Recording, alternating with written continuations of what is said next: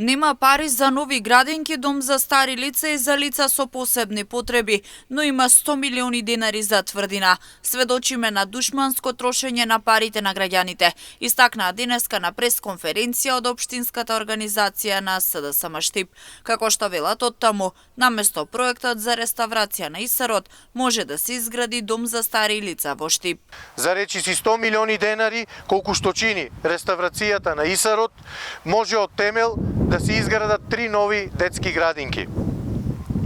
За 1/3 од таа сума, односно за околу 30 милиони денари, може да се изгради центар за рехабилитација на деца и возрастни со попреченост, кој би бил од огромно значење за заедницата.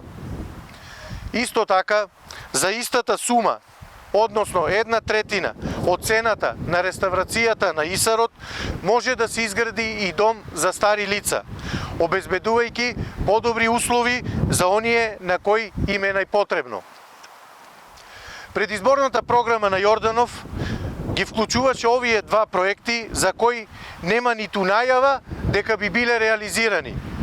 За разлика од реставрацијата и изградба на акрополот на тврдина Исар, која не беше дел од неговите планови и неговата програма. Ке се градат нови градинки, старечки домови, ке се реализираат проекти кои граѓаните ги заслужуваат, одговори градоначалникот Иван Јорданов.